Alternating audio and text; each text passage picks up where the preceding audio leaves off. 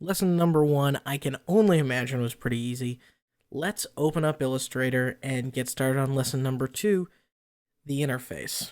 Okay, we already looked at this once, and this is not necessarily something that we're familiar with, especially if you've never used an Adobe program before. People who've used Photoshop can probably take some comfort on the left-hand side of this interface.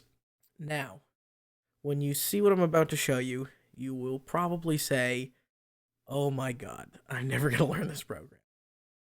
Each of these little toolbars up here have a little arrow, and that expands the palette.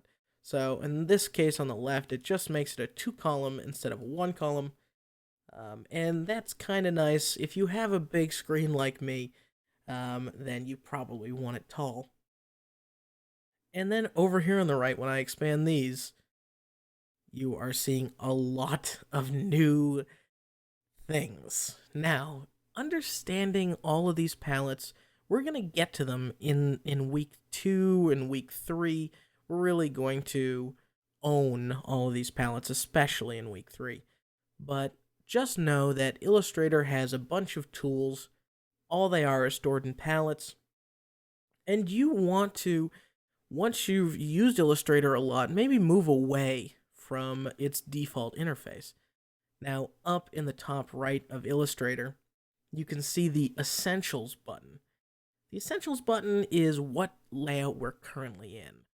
You can click on it and you can see, oh, make it look like Photoshop or make it look like InDesign. Now, that doesn't mean it's going to change the tools that you have. It just means that what's hidden and what's shown by default is different.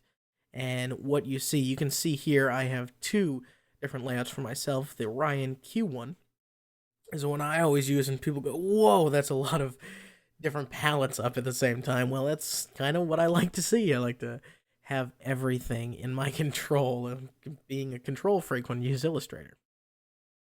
Now, the interface also has some different things. If you're on a Mac, you may see no big gray background. Well, that's called the application frame. Windows people have it by default, but if you don't have it or you want it, you can go to Window and then Application Frame. I have it checked off. I'll show you what it looks like by default on Mac. You can kind of see things in the background, drag them in, open up files.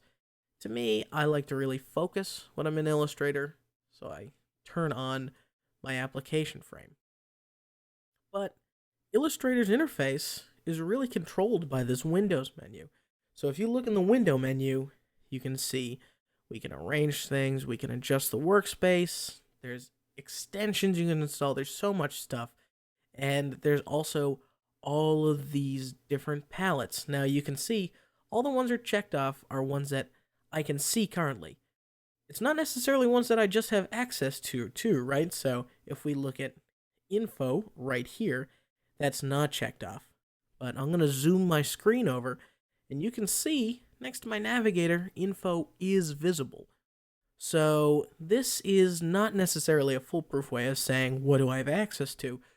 But this is your window. So when we say, hey, in the artboards palette or in the gradient palette, if you don't see it on your screen, come to the window section, turn it on.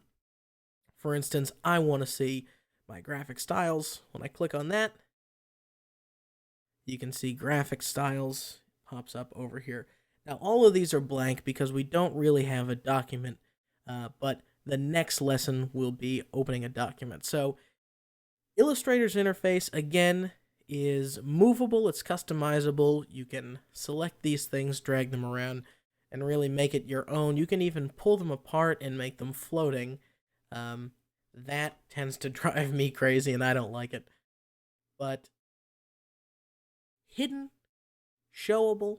It also has this toolbar at the top. We're going to see all these things moving and whatnot, but know that the interface is what you make it and whatever tools you use most. And when you're 6 months, a year down in learning Illustrator, you're going to know exactly what tools you want. But for now, we're just going to stay with the Essentials interface. That's all we need. In the next lesson, we're going to be setting up our first Illustrator document, so stay tuned for that.